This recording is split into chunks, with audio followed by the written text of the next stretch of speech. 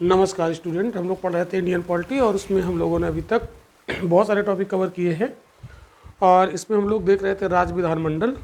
और राज्य विधानमंडल में आज हम लोग और भी बातें यहाँ पर करेंगे जो इसका विधानसभा पढ़ रहे थे। और इसमें हम लोग देखेंगे विधानसभा के जो पदाधिकारी हैं। यहीं पर प्रीवियस लेक्चर हमने आपको रोक दिया था, उसी के आगे आज हम लोग यहाँ पर कंटिन्यू करेंगे। ठीक है, तो विधानसभा के पदाधिकारी, विधानसभा के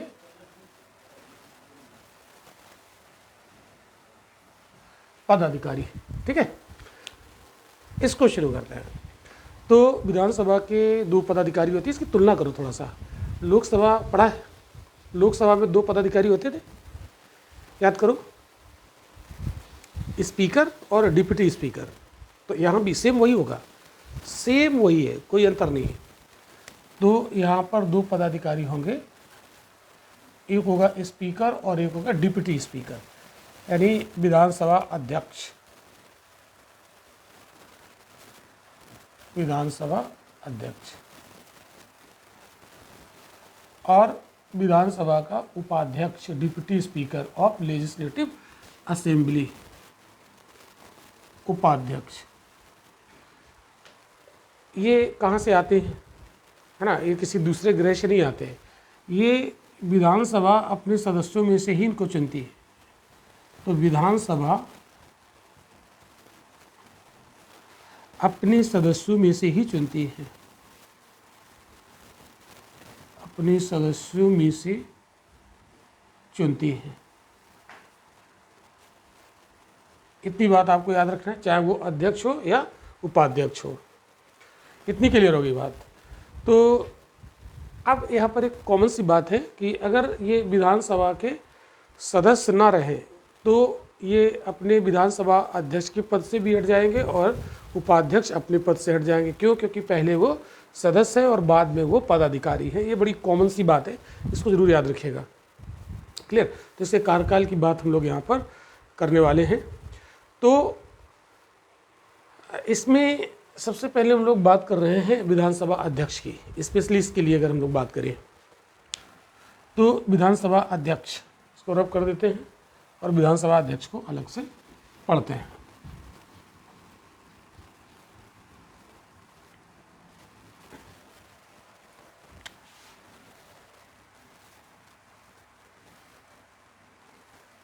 विधानसभा अध्यक्ष, देखो, अगर हमने लोकसभा के पदाधिकारी पढ़े और मैंने पढ़ाया है, जिसने ना पढ़ा हो तो वो यहाँ पर आई बटन पे जाकर देख ले, इसका लिंक मिल जाएगा, पूरा इंडियन पॉलिटी का दिया हुआ है, उसमें आप पढ़ सकते हैं। या हमारे ऑफिशियल एप्लीकेशन पर रवीन एकेडमी में जाके वहाँ भी आप देख सकते हैं। क्लियर? तो विधानसभा अध्यक्ष, बिल्कुल सारी प्रक्रिया वही होगी जो लोकसभा के अध्यक्ष के बारे में होती थी। तो विधानसभा अध्यक्ष का चुनाव हमने देख लिया कैसे चुना जाता है। अब इसके हम लोग कार्यकाल की बात करें। कार्यकाल, तो इसका कार्यकाल देखने के लिए आपको यहाँ पर दो तीन बातें ध्यान रखनी है। पहली बात तो ये है कि अगर ये विधानसभा के सदस्य से हट जाता है, सदस्यता इसकी छिन जाती है, तो विधानसभा अध्यक्ष के पद से भी हट जाएगा। ये बिल्कुल कॉमन सी बात है। तो विधानसभा के सदस्य बने रहने तक,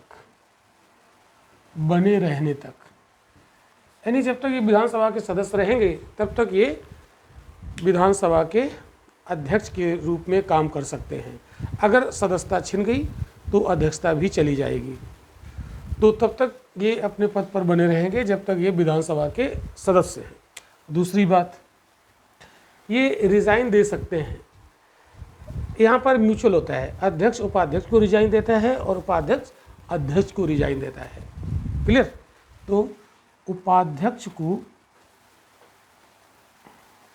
लिखित में त्यागपत्र देकर,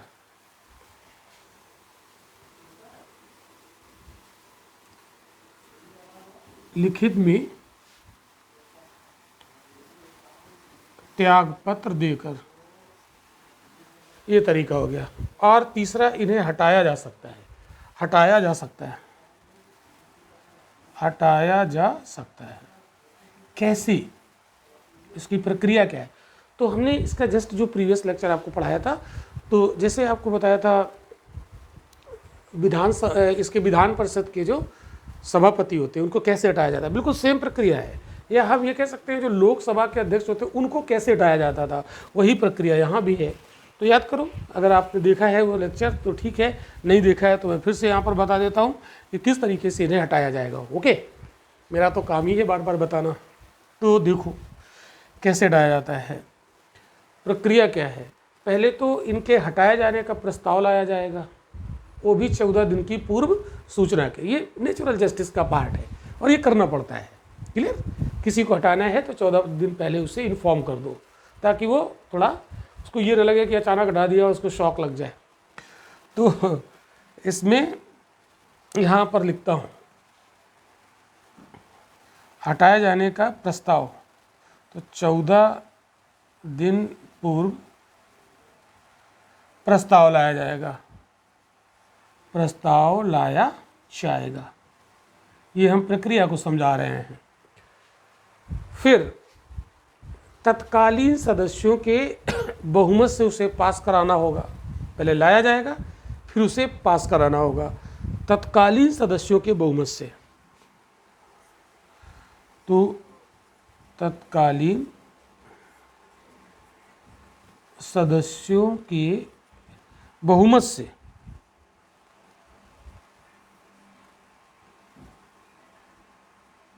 पारित कराना होता है। अगर तत्कालीन सदस्यों के बहुमत से पारित हो जाएगा तो ये प्रक्रिया पूरी हो जाएगी और लोकसभा के अध्यक्ष हट जाएंगे। ध्यान रखिए, हट जाएंगे। अब कोई यहाँ पर बताए हमें कि तत्कालीन सदस्यों का बहुमत क्या होता है। तो तत्कालीन सदस्यों का मतलब होता है उस समय जितने सदस्य विधानसभा में होंगे। बात समझ रहे हो? यानी जो सीटें खाली होंगी उनको निकाल दिया जाएगा। इसको हम इफेक्टिव मेजॉरिटी भी कह सकते हैं। इसे हम दूसरे शब्दों में इफेक्टिव मेजॉरिटी यानी वास्तविक बहुमत भी इसको हम बोलते हैं। तो वास्तविक बहुमत से प्रस्ताव को पारित करना होगा। वास्तविक बहुमत क्या होता है? मतलब जो सीटें खाली वो हटा दीजिए। बस समझ रहे हो? जैसे मान लो कि चुनाव हुआ, मान लो किसी राज्य की विधानसभा में 100 सीटें हैं और 100 पर चुनाव हुआ, 100 लोग आ गए। कुछ दिन बाद उसमें अब देखना टोटल कितने, 100 मान लो, हमने उदाहरण लिया, एग्जाम्पल लिया। इसमें से 2 की डेथ हो गई और 4 ने इस्तीफा दे दिया, तो 6 सीटें खाली हो गई। 2 की डेथ हो गई, 4 ने इस्तीफा दे दिया, 6 खाली हो गई, तो बची कितनी? 94। कितनी बची? 94। तो इसका मतलब है तत्कालीन सदस्य कितने रहे? 94, यानी वास्तविक बहुमत इन 94 से निकाला जाएगा। तो 94 यहाँ पर वास्तविक आया, इतने लोग हैं तत्कालीन, और इसका बहुमत 50% + 1 अगर मिल जाता है वोट तो फिर ये प्रस्ताव पारित हो जाएगा। और जैसे ही प्रस्ताव पारित होगा लोकसभा अध्यक्ष या राज्य के विधानसभा के अध्यक्ष हट जाएंगे। उपाध्यक्ष को भी इसी सेम तरीके से हटाया जाता है। ध्यान दीजिएगा, चाहे अध्यक्ष के हटाने की प्रक्रिया हो और चाहे उपाध्यक्ष के हटाने की प्रक्रिया हो, सेम है। देखो हम यहाँ पर उपाध्यक्ष को भी समझा दे रहे हैं। अगर उपाध्यक्ष को हटाने की बात आए, इनका कार्यकाल की बात आए, तो सेम चीज़ है। उपाध्यक्ष के लिए भी सेम चीज़ है। विधानसभा का सदस्य बना रहेगा तब तक उपाध्यक्ष रहेगा। और ये उपाध्यक्ष जो है ये अध्यक्ष को लिखित त्यागपत्र देकर हट सकते हैं और इस उपाध्यक्ष को इसी सेम प्रक्रिया से हटाया जा सकता है। तो एक तीर से 2 काज हो गए, 2 नहीं 4 5 6 काज यहाँ पर आपको हो जाएंगे, है ना। एक चीज़ समझो, कई चीज़ें आपकी अपने आप क्लियर हो जाएंगी। यही होता है स्मार्ट तरीका। क्लियर? तो इनको हटाने का तरीका समझ में आ गया? सभी लोग बताओ जल्दी से चैट में।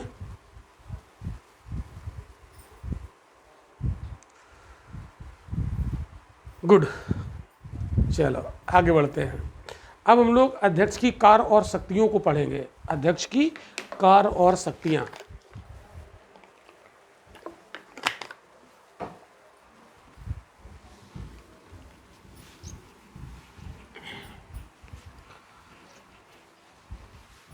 लोकसभा अध्यक्ष की कार्य और शक्तियां। देखो समझते हैं, लोकसभा में पढ़ा है तो सेम वही विधानसभा में हो जाएगा। तो अध्यक्ष की कार्य एवं शक्तियां क्या होंगी, तो चलिए इसको ऐसे ही डिस्कस करते हैं। कुछ खास नहीं है, मतलब वैसे तो खास है ना। लोकसभा का अध्यक्ष या विधानसभा का अध्यक्ष ये अपने आप में बहुत बड़ी तोप होता है। अब तोप तो जानते ही, यानी बहुत पावर होते हैं इसके पास। तो चूंकि हम लोकसभा अध्यक्ष के बारे में पढ़ चुके हैं, सेम चीज़ यहाँ पर आपको दिखेगी विधानसभा अध्यक्ष में। तो कार्यवाही और जो भी मतलब विधानसभा की कार्यवाहियाँ होती हैं और उसके जो अन्य कार्य होते हैं उनको सुनिश्चित करने के लिए व्यवस्था एवं शिष्टाचार बनाए रखता है। यानी सदन में व्यवस्था एवं शिष्टाचार बनाए रखता है। पहला काम बनाए रखता है।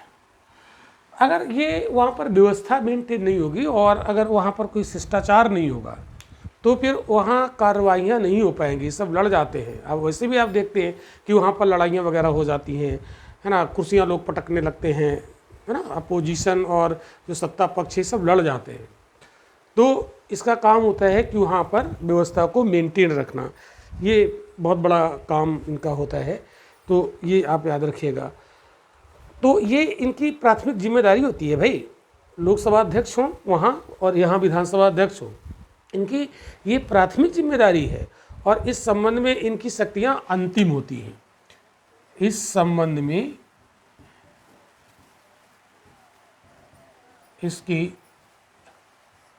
जो शक्ति है वो अंतिम होती है, इसकी शक्ति अंतिम होती है। इसका मतलब जानते हो, अंतिम का मतलब है कि इसने जो कह दिया वही होगा, उसको कहीं चैलेंज नहीं किया जाएगा सुप्रीम कोर्ट में कहीं या हाई कोर्ट कहीं भी। ये अंतिम है, जो इसने कह दिया वही माना जाएगा। क्लियर। अब इसमें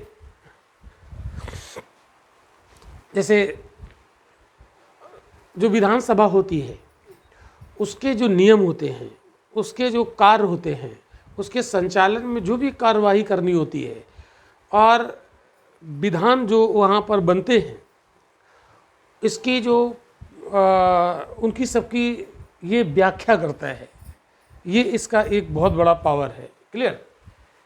नेक्स्ट जो आपको बताने जा रहे हैं, अगली पावर आप देखिए, कोरम अगर पूरा नहीं हुआ, कोरम याद करो, लोकसभा पढ़ाया था, कोरम बताया था। कोरम क्या होता है? कोरम वो मिनिमम संख्या होती है जिसके बिना कोई कार्यवाही हो ही नहीं सकती है, उसको कहते हैं कोरम। यानी कोई भी कार्यवाही संचालित करने के लिए हमें कुछ मिनिमम सदस्यों की ज़रूरत होती है, उसी को कहते हैं कोरम। और मान लीजिए कोरम पूरा नहीं हुआ, अब आपके दिमाग में आ रहा कोरम क्या कितना होता है, तो यहाँ पर 1/10 होता है, सदस्य संख्या का 1/10। लोकसभा में भी वही होता था। और यहाँ पर लेकिन एक शर्त है, एक मतलब यहाँ पर जो कोरम होता है ना विधानसभा में, ये होता है 1/10, यानी जो भी सदस्य संख्या है ना उसमें उसका, यानी कुल सदस्य संख्या का, कुल सदस्य संख्या का कितना, कुल सदस्य संख्या का 1/10। और ध्यान रखिएगा 1/10 या 10 ऐसे, या 10,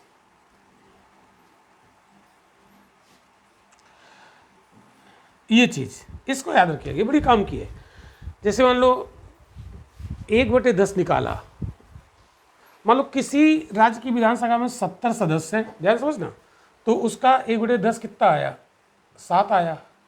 तो ये तो 10 से कम हो गया ना, तो 10 से कम हो गया तो फिर 7 नहीं होगा, 10 ही होगा। यानी 1/10 निकाला जाए और वो अगर 10 से कम है तो उसे लागू नहीं किया जाएगा, फिर उसको मिनिमम 10 सदस्य संख्या होगी। इसका मतलब है कि विधानसभा में कोरम मिनिमम कितना हो सकता है, 10 से कम नहीं हो सकता है। 1/10 का फार्मूला तब काम करेगा जब उसको हम कैलकुलेट करें और वो 10 से ज़्यादा है। जैसे मान लो किसी राज्य में सदस्य संख्या 110 है, 110, तो हमने निकाला तो 11 आ गया, 11 आ गया, तो ये देखो 10 से ज़्यादा है तो फिर कोरम 11 हो जाएगा। आई होप कि आप समझ गए होंगे। तो कोरम विधानसभा के लिए यही होता है। अब आप देखो, अगर कोरम पूरा नहीं हुआ, विधानसभा की कार्यवाही शुरू करी गई और वहाँ पर 9 लोग ही आए, 7 लोग ही आए, इसका मतलब है कोरम पूरा हुआ नहीं। और जब कोरम पूरा नहीं होगा तो उस बैठक को स्थगित या निलंबित कर दिया जाएगा। कौन करेगा? कौन करेगा? ये विधानसभा के अध्यक्ष महोदय करेंगे। तो बैठक को स्थगित या निलंबित कौन करता है? विधानसभा अध्यक्ष। कब? जब कोरम पूरा ना हो। इतनी बात समझ में आ गई? ये भी बड़ी इंपॉर्टेंट पावर है इसकी। आई होप कि आपको क्लियर हो गया होगा। और देखो और क्या क्या होता है, तुलना करते जाओ। यही लोकसभा में जो स्पीकर होते थे, यही काम उनका भी था, और ये काम राज्य की विधानसभा में इनका काम है। नेक्स्ट, और देखो, हमने आपको ये समझाया था, जब कोई पदाधिकारी होता है, चाहे वो विधानसभा का हो, चाहे केंद्र में लोकसभा का हो, जो भी पदाधिकारी हो, वो प्रथमता मतदान नहीं करता है। किसी मामले पर प्रथमता मतदान नहीं करता है। हाँ, लेकिन अगर किसी मामले पर मत बराबर हो जाए तो वो कास्टिंग वोट यानी निर्णायक मत देता है। तो इसे अगली पावर, अध्यक्ष को प्रथमता, किसी मुद्दे पर प्रथमता मतदान का अधिकार नहीं होता, मतदान यानी वोट करने का राइट नहीं होता,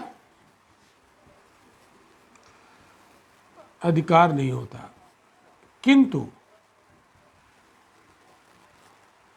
मत बराबर की स्थिति में, मत बराबर होने की स्थिति में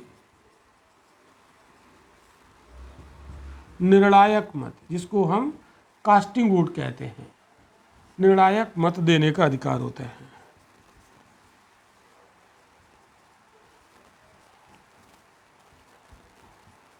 निर्णायक मत देने का अधिकार होता है। ये कैसे? मान लो कोई मुद्दा है, कोई मान लो कोई वहाँ पर प्रस्ताव लाया गया, समझो विधानसभा में कोई प्रस्ताव लाया गया, ओके, प्रस्ताव लाया गया, और इसमें ये प्रस्ताव पास होगा कि नहीं होगा, इसमें वहाँ मतदान होगा, और पता लगा कि इसके पक्ष और विपक्ष में बराबर मतदान हो गए। पक्ष और विपक्ष यानी जितने लोग इसको पास कराना चाह रहे हैं उतने ही लोग इसे पास नहीं कराना चाह रहे हैं। तो अब ये डिसाइड तो होगा ही नहीं, क्योंकि बराबर बराबर लोग हो गए। अब रोल शुरू होगा किसका? विधानसभा अध्यक्ष का। तो अगर ये चाहें तो पक्ष में वोट दे सकते हैं और चाहें तो इसके विपक्ष में वोट दे सकते हैं। पक्ष में दे दिया तो प्रस्ताव पारित हो गया, विपक्ष में वोट दे दिया तो वो पारित नहीं होगा। इसी को कहते हैं एक वोट निर्णय कर देगा, और वो वोट किसका होगा? इस अध्यक्ष का वोट होगा। इसी को कहते हैं कास्टिंग वोट। बहुत कास्ट होती है इसकी रे, मतलब निर्णायक होता है, बड़ा वैल्यूएबल, बहुत वैल्यू रखता है इसका वोट। यानी आप देखो विधानसभा में एक बहुत बड़ी तोप तो है ही। कौन है तोप? विधानसभा अध्यक्ष। क्लियर? इतनी बात समझ में आ गई क्या? जो मैं यहाँ पर लिख रहा हूँ वीडियो मेरे कैमरे के फ्रेम में है, सारी चीज़ें बिल्कुल है। वेरी गुड, ओके, चलो, तो इतनी बात आपको समझ में आ गई। और देखो, जैसे सदन का अगर कोई नेता है, आग्रह करता है कि आप गुप्त बैठक बुलाइए, तो गुप्त बैठक बुलाने की अनुमति, सीक्रेट मीटिंग कोई बुलानी होती तो वो भी बुलाता है ना, कुछ मामलों पर डिस्कशन करने के लिए। नेक्स्ट, अब आपको मैंने बताया था कि कोई बिल मनी बिल है या नहीं, इसका निर्णय कौन करता था? तो आपको पता था लोकसभा अध्यक्ष करता है। तो विधानसभा में यानी राज्य का कोई बिल आया और वो बिल मनी बिल है या नहीं, उसे कौन डिसाइड करेगा? उसे डिसाइड करेंगे विधानसभा अध्यक्ष। तो चौथी पावर है ना, कोई विधेयक, धन विधेयक है या नहीं, इसका निर्णय विधानसभा अध्यक्ष करते हैं, विधानसभा अध्यक्ष करते। ये बात क्लियर? हाँ, ये अगर कोई इस पर निर्णय देते हैं तो इनका निर्णय अंतिम होता है, लिख लीजिएगा, इनका निर्णय अंतिम होता है। ऐसा नहीं कि अगर इन्होंने कह दिया कि ये बिल मनी बिल है तो फिर है, कहीं हम चैलेंज नहीं कर सकते। नोट कर लीजिए ये पॉइंट, चैलेंज नहीं कर सकते हैं। ये पावर आपने देखी, और देखो और भी पावर बताते हैं आपको, बहुत सारी पावर है इनकी, और इनकी पावर से क्वेश्चन बनता है, इम्पॉर्टेंट होता है। ओके, तो और आगे बढ़ते हैं और डिस्कस करते हैं। अब आप देखो, आपको हमने बताया था कि विधानसभा का कोई सदस्य कभी कभी अयोग्य हो जाता है, उसमें डिस्क्वालिफिकेशन आ जाती है। जैसे मान लो वो पागल हो गया, दिवालिया हो गया, है ना, भारत की नागरिकता उसने त्याग दी, दूसरे देश की नागरिकता ग्रहण कर ली, और भ्रष्टाचार के आरोप में फंस गया। ऐसे बहुत सारी चीज़ें हैं, लाभ का पद ग्रहण कर लिया, हाँ, सदस्य बनने के बाद, तो उसमें डिस्क्वालिफिकेशन पैदा हो गई। तो उन डिस्क्वालिफिकेशन को कौन डिसाइड करता था? राज्यपाल, निर्वाचन आयोग के सहमति से, मतलब सिफारिश से, उसकी रिकमेंडेशन से, सलाह से। लेकिन अगर कोई दल बदल के आधार पर अयोग्य हो जाए, एंटी डिफेक्शन लॉ, दल बदल विरोधी कानून, एंटी डिफेक्शन लॉ का अगर कोई उल्लंघन करता है, तो अगर कोई दल बदल करता है, समझिएगा ध्यान से, विधानसभा का कोई सदस्य यदि दल बदल करता है,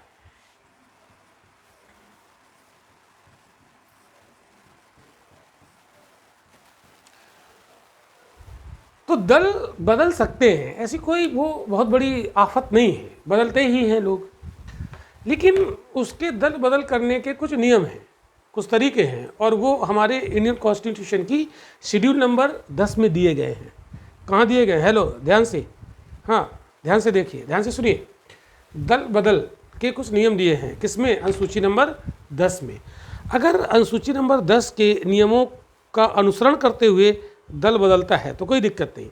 लेकिन अगर कहीं उसने नियमों का उल्लंघन कर दिया, एंटी डिफेक्शन लॉ का उल्लंघन कर दिया, तो फिर वो तो डिस्क्वालीफाई हो जाएगा ना। तो उसने उल्लंघन किया कि नहीं किया, वो डिस्क्वालीफाई है कि नहीं, दल बदल के आधार पर वो अयोग्य हुआ कि नहीं, इसका निर्णय, बहुत ध्यान समझना, इसका निर्णय दल बदल करता है इस आधार पर, इस आधार पर वह अयोग्य हुआ या नहीं। इसका निर्णय कौन करेगा? इसका निर्णय करेगा उस हाउस का प्रिसाइडिंग ऑफिसर, पीठासीन अधिकारी। तो विधानसभा का जो पीठासीन अधिकारी होता है, प्रिसाइडिंग ऑफिसर, वो स्पीकर होता है। तो इसका निर्णय कौन करेगा? विधानसभा अध्यक्ष। इसका निर्णय लिख लीजिएगा, विधानसभा अध्यक्ष करता है। ये बहुत इम्पोर्टेंट है। हाँ, लेकिन इसका निर्णय ये अंतिम नहीं होता है, इसका निर्णय ये लास्ट अंतिम नहीं होता है, इसको चैलेंज भी किया जा सकता है। लेकिन अभी भी हमने आपको दो और बातें बताई थी जिसको चैलेंज नहीं किया जा सकता है, लेकिन इसको चैलेंज किया जा सकता है। ये बहुत इम्पोर्टेंट है, दल बदल के आधार पर, या इसके अलावा जो अन्य मतलब तरीके हैं डिस्क्वालिफिकेशन के, उस पर डिसाइड कौन करेगा? राज्यपाल। लेकिन दल बदल के आधार पर अगर कोई समस्या पैदा होती है तो डिसीजन कौन देगा? उस हाउस का प्रिसाइडिंग ऑफिसर। ये बात आपको दिमाग पे फीड करनी है, ये कॉन्सेप्ट आपको क्लियर करना है। तो ये शक्ति इसके पास है। और देखते हैं और कौन कौन सी पावर लिए बैठा है। अब मान लीजिए कि जैसे विधानसभा में बहुत सारी समितियां बनती हैं, जैसे हमने आपको जब लोकसभा पढ़ाया था तो लोकसभा में बहुत सारी समितियां थी, है ना, संसद की समितियां। तो वैसे ही विधानसभा में भी समितियां बनती हैं। तो विधानसभा की समितियां, तो विधानसभा की समितियों के अध्यक्षों की नियुक्ति कौन करेगा? तो विधानसभा अध्यक्ष करेंगे। नियुक्ति कौन करेगा? अध्यक्ष महोदय। कौन करेगा भाई? अध्यक्ष महोदय करेंगे।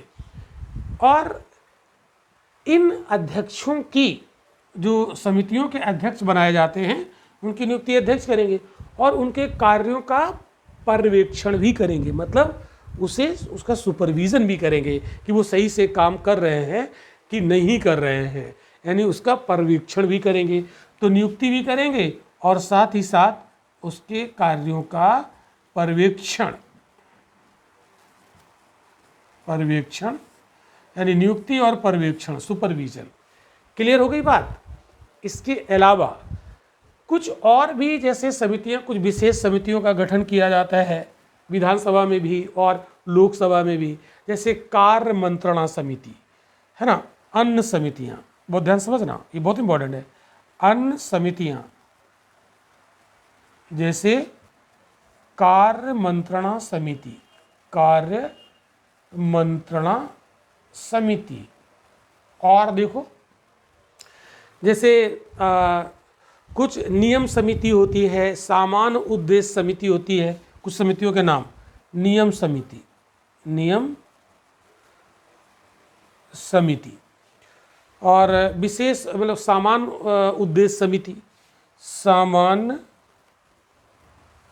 उद्देश्य समिति, इनका अध्यक्ष ये स्वयं होता है। इनका अध्यक्ष ये स्वयं होता है। इनका अध्यक्ष स्पीकर होता है।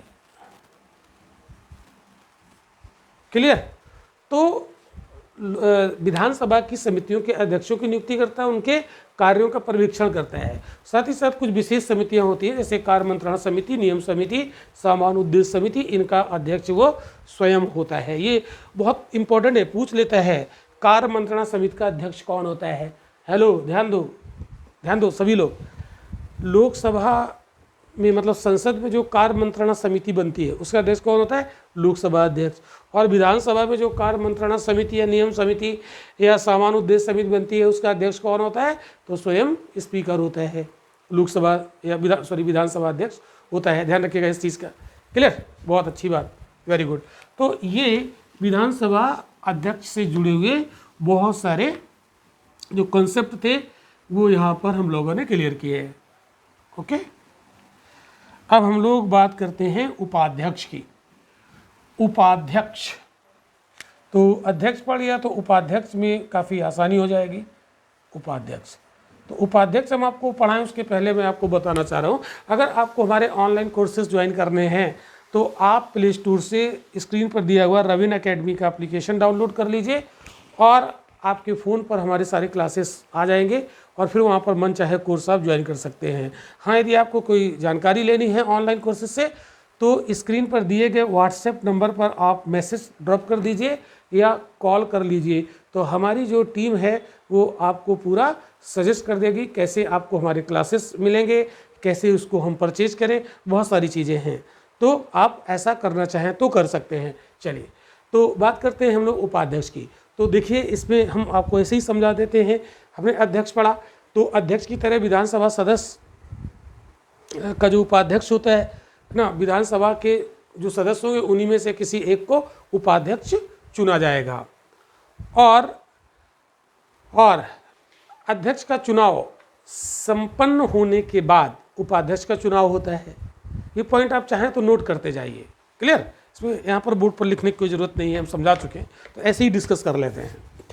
और अध्यक्ष की तरह उपाध्यक्ष भी विधानसभा के कार्यकाल तक अपने पद पर बना रहता है, यानी वो जब तक विधानसभा का सदस्य है। अगर विधानसभा का ही कार्यकाल खत्म हो गया तो सदस्यता छिन जाएगी, तो उसकी जो उपाध्यक्ष का पद वो भी चला जाएगा। क्लियर? तो लेकिन इसको 3 तरीके से इसका जो कार्यकाल है वो मतलब कंप्लीट हो सकता है। पहला, अगर विधानसभा की सदस्यता खत्म हो जाए तो उपाध्यक्ष के पद से हट जाएगा। नेक्स्ट, यदि वह अध्यक्ष को लिखित रूप में इस्तीफा दे दे या फिर उसे वास्तविक बहुमत से हटाया जाए, यानी वास्तविक बहुमत से पारित प्रस्ताव के माध्यम से उसे हटाया भी जा सकता है। सेम बिल्कुल वही है, बिल्कुल वही है जैसे हमने आपको अध्यक्ष के बारे में बताया। तो फिर उपाध्यक्ष की ज़रूरत क्या होती है भाई? उपाध्यक्ष की क्या ज़रूरत होती है? हेलो सभी लोग सुनो, उपाध्यक्ष की क्या ज़रूरत होती है? आप याद रखिए, एक कॉन्सेप्ट आप दिमाग पे बिठाओ कि जब अध्यक्ष कहीं ना हो तो फिर उपाध्यक्ष काम करता है उसकी जगह पर, इसलिए ये पद क्रिएट किया जाता है। क्लियर? तो अध्यक्ष की उपस्थिति में उपाध्यक्ष, अध्यक्ष की अनुपस्थिति में उपाध्यक्ष उसकी जगह पर काम करेंगे। क्लियर हो गई बात? और उस समय वो उपाध्यक्ष जो होगा, ऐसी स्थिति में सारी शक्तियां उसको अध्यक्ष वाली मिली होंगी। क्लियर? तो दोनों मतलब उसको जो शक्तियां होंगी उस समय अध्यक्ष वाली उसके पास होंगी। अच्छा, एक चीज़ याद रखिएगा, अध्यक्ष जो होता है वो हमेशा रूलिंग पार्टी से होता है और जो उपाध्यक्ष है वो अपोजिशन से होता है। ये ऐसी परंपरा है। क्लियर? ध्यान रखिएगा इस चीज़ को। तो अब मान लीजिएगा कि सपोज दैट अध्यक्ष और उपाध्यक्ष दोनों नहीं है, ध्यान समझना, अध्यक्ष भी नहीं है, अध्यक्ष और उपाध्यक्ष दोनों नहीं है, उपाध्यक्ष दोनों अनुपस्थित हैं, दोनों अनुपस्थित हैं, तब फिर कौन अध्यक्षता करेगा? तो इस इमरजेंसी के लिए, ऐसी सिचुएशन से निपटने के लिए एक सभापति पैनल बना लिया जाता है। सदस्यों के बीच से ही विधानसभा अध्यक्ष, ध्यान समझना, विधानसभा अध्यक्ष, विधानसभा अध्यक्ष सदस्यों के बीच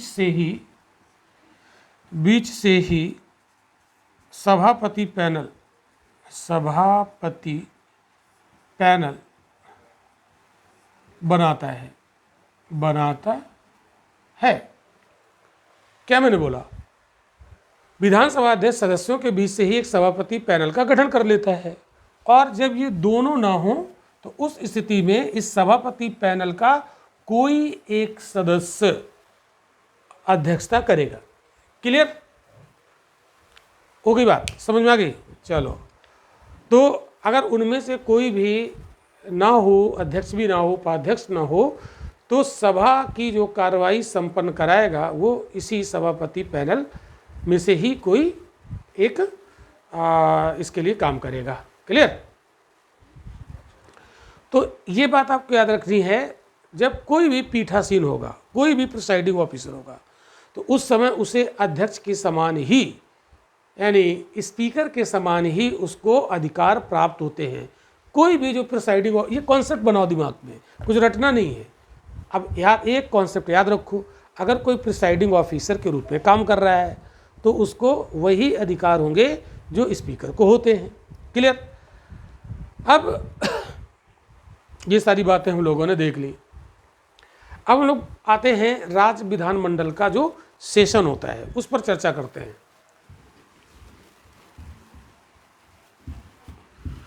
राज्य विधानमंडल का सत्र, सेशन,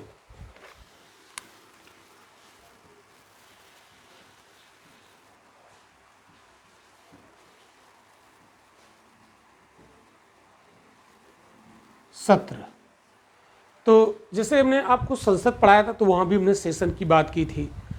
तो राज्य विधानमंडल का, चाहे वो विधान परिषद हो चाहे वो विधानसभा हो, दो होते हैं ना, दो हाउस, तो उसके प्रत्येक सदन को राज्यपाल समय समय पर बुलाता है। तो इसे आहूत कौन कराता है? आहूत का मतलब बुलाना। तो इनकी बैठक कौन बुलाएगा? राज्यपाल। क्लियर? और अब जो सेशन होता है, सेशन को आपको मैंने बताया था, सेशन थोड़ा सा लंबा होता है, 2 महीने 3 महीने, है ना, 1 महीने का, ऐसे सेशन होते हैं। मान लो अगर कोई सत्र 1 महीने का है तो 1 महीने में कई बार उसकी बैठक होगी, है ना, रोज भी हो सकती है बैठक।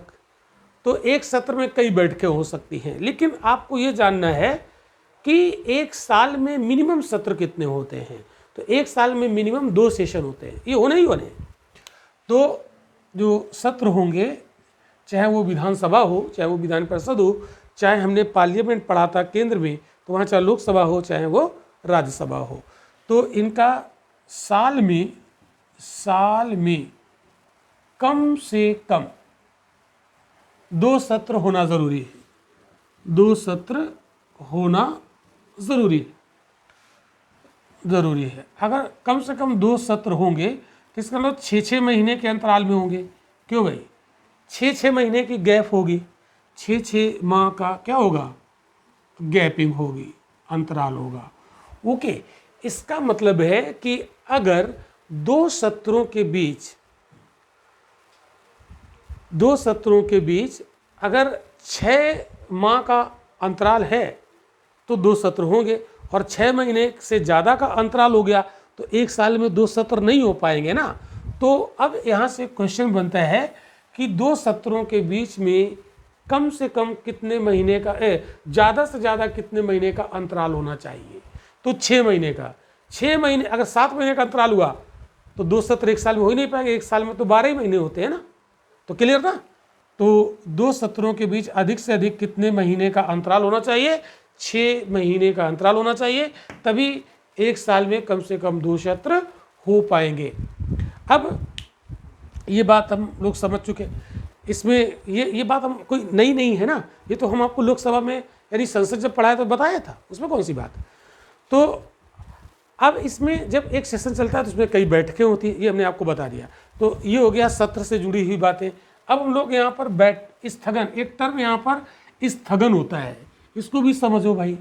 स्थगन, एडजॉर्न, क्या कहते हैं इंग्लिश में, एडजॉर्न, ये भी टर्म बड़ा इंपॉर्टेंट है और हम लोग संसद में इसको सीख चुके थे। अब जिन लोगों ने वो लेक्चर हमारा अटेंड किया होगा उनको तो पता होगा, जो बच्चे नए होंगे, जो नए बच्चे इस डायरेक्ट इसी सेशन को अटेंड करेंगे तो फिर हो सकता है उन्हें ना पता हो, तो इसलिए बताना ज़रूरी है। तो एडजॉर्न कहते हैं इंग्लिश में, एडजॉर्न, स्थगन। एक चीज़ याद रखिएगा, स्थगन सत्र का नहीं होता, सत्र का होता है सत्रावसान।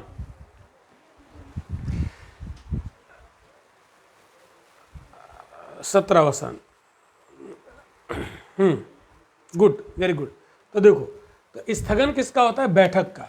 तो स्थगन हमेशा किसका होता है भाई, बैठक का। एक सत्र चल रहा है, उसमें बैठक बुलाई गई, वहाँ मामला कुछ गड़बड़ हो गया है ना, विवाद हो गया, तो तुरंत जो वहाँ का प्रिसाइडिंग ऑफिसर होगा कहेगा कि ये बैठक स्थगित की जाती है, 1 दिन के लिए, 2 दिन के लिए, 10 दिन के लिए, अनिश्चित काल के लिए, है ना। तो स्थगन का मतलब समझा गया।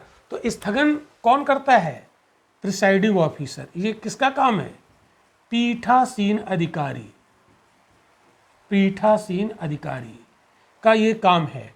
बैठक का स्थगन कौन करेगा, पीठासीन अधिकारी। स्थगन किसका होता है, बैठक का, सत्र का नहीं होता है। सत्र का हमेशा सत्रावसान होता है। अभी हम डिस्कस करेंगे कि सत्रावसान क्या होता है, क्लियर। तो ये कुछ घंटे के लिए भी हो सकती है, ये कुछ दिनों के लिए भी हो सकती है, ये हफ्तों भर का भी हो सकता है, ये अनिश्चित काल के लिए भी हो सकता है, क्लियर। तो अनिश्चित काल के लिए जब स्थगन किया जाता है उसका मतलब होता है कि जो सत्र उस समय चल रहा था वो अनिश्चित काल के लिए समाप्त कर दिया गया है।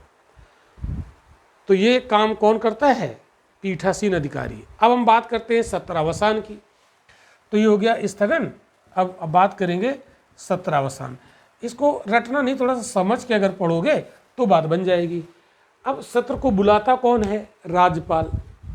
और अगर हम लोग केंद्र की बात करें तो संसद का सत्र कौन वहाँ बुलाता है, राष्ट्रपति।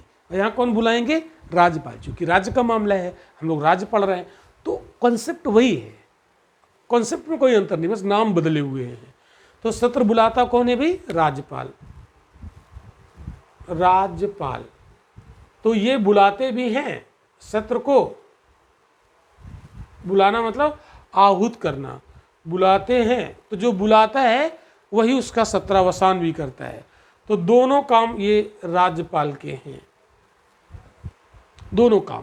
क्वेश्चन आ जाता है पीटी में, है ना, यूपीएससी हमारा पीटी में क्वेश्चन इस तरीके के बना देगा, कंसीडर द फॉलोइंग स्टेटमेंट में। क्लियर? तो सत्र का सत्रावसान कौन करेगा? राज्यपाल।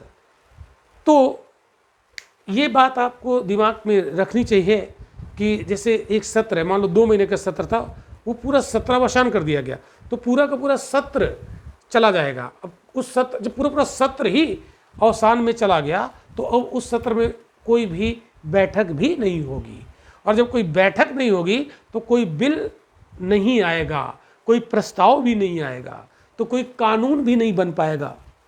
बात आप समझ रहे हो? तो सत्र से जितनी होने वाली बैठकें होंगी वो सारी की सारी समाप्त हो जाएंगी, लेकिन स्थगन से केवल पर्टिकुलर बैठक समाप्त होगी, सत्र तो बना रहेगा। ये बहुत ही अच्छे से कॉन्सेप्ट क्लियर कर लेना। और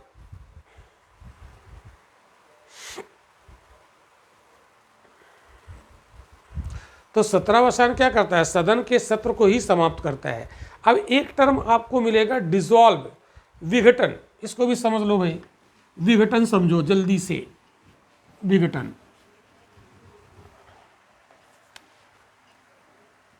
तो डिसॉल्व कहते हैं इसको, विघटन। तो विघटन किसका होता है? सदन का। तो विघटन किसका होता है? सदन का।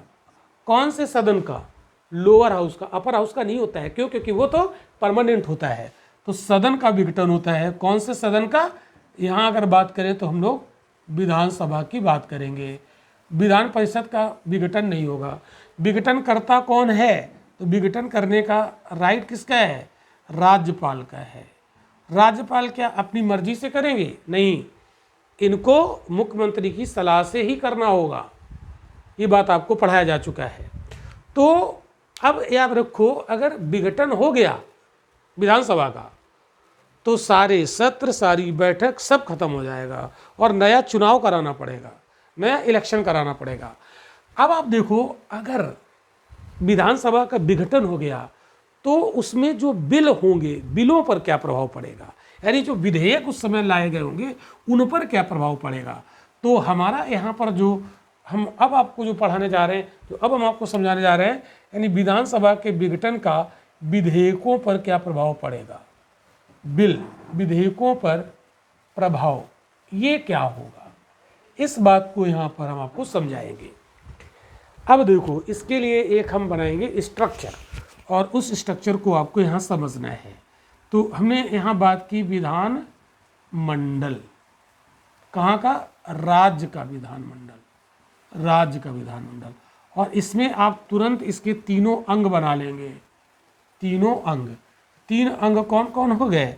एक तो हो गई विधानसभा, ये लोअर हाउस है, इसको लोग लोअर हाउस कहते हैं। और एक हो गई विधान परिषद। अगर किसी राज्य में विधान परिषद है तो हो सकता है कोई ऐसा राज्य हो जहाँ विधान परिषद हो ही ना। 6 राज्य हैं भारत में जिनके पास विधान परिषद है। और यहाँ पर हम बात करें राज्यपाल। अब यहाँ पर समझिएगा 5 सिचुएशन बनेगी। कितनी बनेगी? 5। और याद करो, जो हमने आपको लोकसभा में भी बताया था कि लोकसभा का अगर विघटन हुआ तो संसद में लाए जाने वाले बिलों पर क्या प्रभाव पड़ेगा, है ना। वो संघ सूची के विषय वाले बिल होंगे, यहाँ राज्य सूची के विषय वाले बिल होंगे। अगर विधानसभा का विघटन हुआ तो क्या पड़ेगा प्रभाव इन बिलों पर, इसकी बात हम लोग यहाँ पर करने वाले हैं। तो 5 सिचुएशन यहाँ पर होंगी। अब आप देखो, जैसे मान लो कोई सिचुएशन नंबर 1 मैं आपको बताता हूँ। कोई बिल, यहाँ पर मैं लिखता हूँ बिल, और ये बिल आया विधानसभा में। सिचुएशन नंबर 1, पहली सिचुएशन कहाँ आया? विधानसभा में। और ये बिल अभी यहाँ पास नहीं हुआ है, पेंडिंग में है, यानी पेंडिंग में है, इन पेंडिंग, अभी ये पास नहीं हुआ और विधानसभा भंग हो गई या विधानसभा का विघटन हो गया। तो यहाँ पर जो था, अभी ये पेंडिंग में था और विधानसभा विघटित हो गई तो उसके विघटन के साथ साथ यहाँ पर जो भी बिल विल पड़े होंगे वो भी समाप्त हो जाएंगे। तो ऐसी स्थिति में यानी पेंडिंग वाले बिल विधानसभा के विघटन के साथ ही खत्म हो जाएंगे, है ना।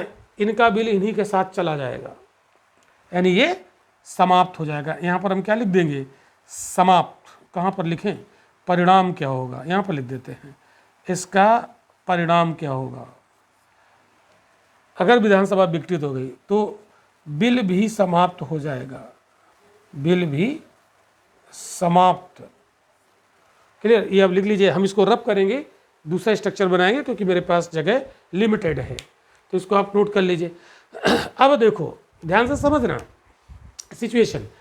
हमने यहाँ पर बताया कि बिल लाया गया विधानसभा में, अभी पास नहीं हुआ, पेंडिंग में था, विधानसभा विघटित हो गई, बिल को भी डुबो दिया। हाँ, ऐसा भी हो सकता है बिल लाया गया हो विधान परिषद में, हम इसका दूसरा स्ट्रक्चर इधर से बना दे रहे हैं, अगर बिल यहाँ लाया गया और यहाँ के बाद यहाँ गया, समझिएगा ध्यान से, इसने पास किया और गया विधान परिषद ने पास किया बिल को और गया विधानसभा में, और अभी यहाँ पेंडिंग में है, पास नहीं हुआ, पेंडिंग में है और विधानसभा विघटित हो गई, तो ये बिल समाप्त हो जाएगा। कहने का मतलब ये है कि बिल का प्रारंभ चाहे विधानसभा से हुआ हो, चाहे बिल का प्रारंभ विधान परिषद से हुआ हो, लेकिन विधानसभा में पेंडिंग में हो, तो विधानसभा के विघटन से बिल भी समाप्त हो जाता है। ये आप स्ट्रक्चर बना लो। क्लियर, तो सिचुएशन नंबर 1 है ये। अभी 4 सिचुएशन और हैं।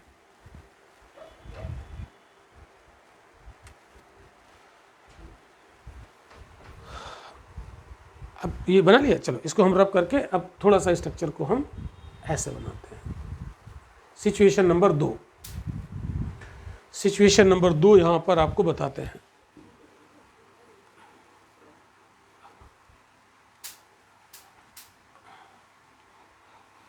ऐसे देखो, ये सिचुएशन नंबर 2 यहाँ पर डाल दीजिए। अगर बिल आया विधानसभा में और यहाँ से हुआ पास और गया विधान परिषद में, यहाँ से हो गया पारित और कहाँ गया, विधान परिषद में, और विधान परिषद में अब पेंडिंग में है, यहाँ पर आया और कहाँ, इन पेंडिंग, और ये पेंडिंग है। यदि बिल पर अभी पूरी प्रक्रिया नहीं हुई तो, और इसी बीच में विधान परिषद हो गई भंग, समझना ध्यान से, विधान परिषद भंग हो गई, तो सॉरी विधानसभा, और विधानसभा का विघटन, विधानसभा हो गई विघटित, तो जानते हो क्या परिणाम होगा, परिणाम होगा बिल समाप्त। तो दूसरी कंडीशन में भी बिल समाप्त हो जाएगा। क्यों, सोचो, दिमाग लगाओ, दिमाग ये लगाना है। हमने आपको प्रीवियस लेक्चर पढ़ाया था कि विधानसभा के द्वारा पारित विधेयक जब विधान परिषद में जाता है तो मैक्सिमम ये अपने पास 4 महीने रोक सकती है।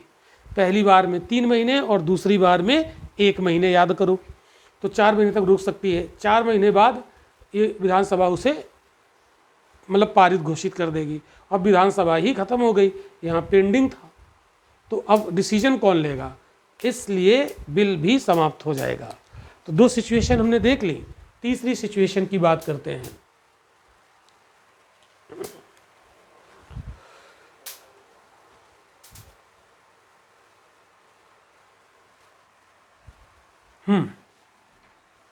ध्यान से समझना, तीसरी सिचुएशन, इसको हटाते हैं।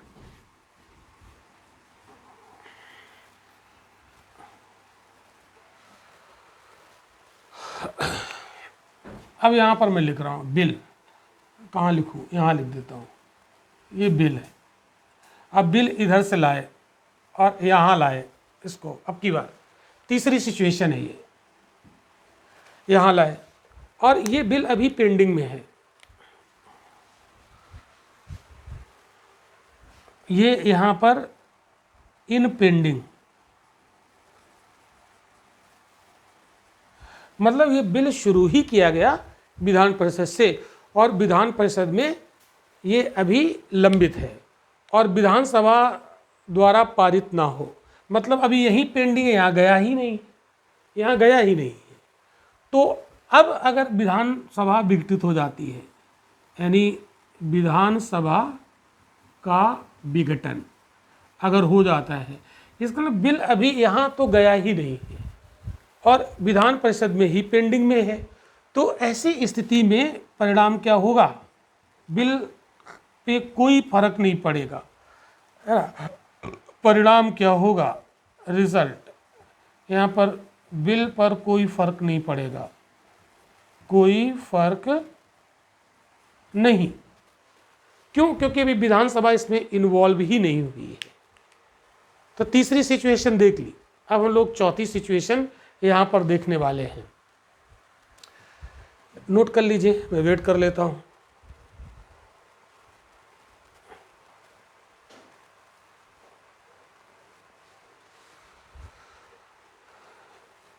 देखो समझो ध्यान से, मैं चौथी सिचुएशन बताने जा रहा हूँ।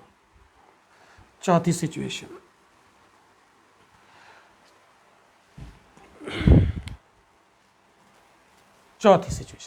बिल आया, चाहे वो विधानसभा में आए चाहे विधान परिषद में आए। वैसे हम बात यहाँ पर ये करेंगे, बिल को यहाँ लिखते हैं, इसको यहाँ से हटा देते हैं। मैं पहले विधानसभा में लेके आता हूँ, विधान परिषद में ला सकते हैं। चौथी जो सिचुएशन है, जो बिल है वो कहाँ आया, विधानसभा में। विधानसभा ने किया पास, तो कहाँ गया, यहाँ से हुआ पास, तो गया यहाँ। और अब ये यहाँ इसने पास कर दिया, तो ये कहाँ चला गया, राज्यपाल के पास, तो ये हो गया पास। और राज्यपाल ने भेज दिया राष्ट्रपति के पास, ये कर सकता है ना, राज्यपाल के पास पावर होती है, तो ये कहाँ भेज दिया, राष्ट्रपति के पास। ये चैनल कैसे जा रहा है, तो इन्होंने राष्ट्रपति के लिए इसे आरक्षित कर दिया। तो राज्य का अगर कोई बिल है, राज्यपाल चाहे तो उसे राष्ट्रपति के पास आरक्षित कर देते हैं। तो राष्ट्रपति ने अभी इस पर स्वीकृति नहीं दी है ना, या राष्ट्रपति के पास नहीं भी भेजा, राष्ट्रपति के पास नहीं भी भेजा, राज्यपाल के पास ही पड़ा हुआ है। दो स्थिति, राज्यपाल ने राष्ट्रपति के पास भेज दिया, एक कंडीशन, और दूसरी कंडीशन बी, राज्यपाल के पास ही पड़ा हुआ है, राज्यपाल के पास है, नहीं भेजा वहाँ, लेकिन अभी स्वीकृति नहीं मिली है। और इसी बीच में विधानसभा का विघटन हो जाए, है ना, और क्या हो जाए, विधानसभा का विघटन, तो जानते हो परिणाम क्या होगा। परिणाम में बिल की सेहत पर कोई फर्क नहीं पड़ेगा, यानी बिल पर कोई प्रभाव नहीं होगा, कोई प्रभाव नहीं होगा। ये सिचुएशन नंबर 4 थी, ठीक है। अगर मान लो किसी राज्य में विधान परिषद है ही नहीं, तो फिर सीधे विधानसभा पास करेगी, सीधे राज्यपाल के पास जाएगा, राज्यपाल चाहे अपने पास रखे चाहे राष्ट्रपति के पास भेज दे, तो कोई फर्क नहीं पड़ेगा अगर विधानसभा भंग हो गई। यानी यहाँ इन दोनों हाउस से बिल निकल के यहाँ पहुँच जाए, अब इसको बहुत शार्ट में समझो, अगर इन दोनों हाउस से बिल पास होकर राज्यपाल के पास पहुँच जाए और फिर विधानसभा विघटित हो जाए, तो बिल की सेहत पर कोई फर्क नहीं पड़ेगा। चाहे राज्यपाल ने स्वीकृति दी हो अभी, चाहे ना दे दी होगी तो कोई बात ही नहीं, ठीक है। अगर स्वीकृति नहीं दी है तो भी विधानसभा अगर विघटित हो जाती है तो कोई फर्क नहीं पड़ेगा। अब और एक बात समझो, इसी को थोड़ा सा आगे बढ़ा देते हैं, इसी सिचुएशन को सिचुएशन नंबर 5 में बदल देते हैं। बिल आया विधानसभा में और फिर इसने पास किया तो गया विधान परिषद में, विधान परिषद ने पास किया तो गया राज्यपाल के पास, और राज्यपाल ने इस बिल को भेज दिया राष्ट्रपति के पास। कहाँ भेज दिया, राष्ट्रपति के पास। तो राष्ट्रपति ने कहा कि इस बिल को पुनर्विचार के लिए वापस करो, पुनर्विचार हेतु वापस। राष्ट्रपति ने कहा कि ये बिल दोबारा से राज्य के विधानमंडल में वापस करो। पता लगा कि जब इन्होंने पुनर्विचार के लिए वापस भेजा तब तक विधानसभा विघटित हो चुकी, तो क्या बिल ख़त्म हो जाएगा? नहीं होगा, नहीं होगा, कोई फ़र्क नहीं पड़ेगा। क्यों नहीं फ़र्क पड़ेगा? क्योंकि यहाँ से पास हो चुका है और वहाँ जा चुका है। तो चाहे राष्ट्रपति ने अनुमति दी हो या उसे पुनर्विचार के लिए भेजा हो, राज्य विधानसभा यदि विघटित हो जाती है तो बिल की सेहत पर कोई फर्क नहीं पड़ेगा। आई होप कि ये पांचों सिचुएशन आपको पता चल गई। बहुत इंपॉर्टेंट है, यहाँ से इसको आप इंपॉर्टेंट टिक कर लेना। यहाँ से यूपीएससी पीटी में क्वेश्चन पूछता है, इसको इंपॉर्टेंट टिक कर लेना। क्लियर? तो समझ में आ गया। तो 2 सिचुएशन में बिल खत्म होगा और 3 सिचुएशन में बिल खत्म नहीं होगा। ओके, तो इतनी बातें हम लोगों ने यहाँ पर देख ली।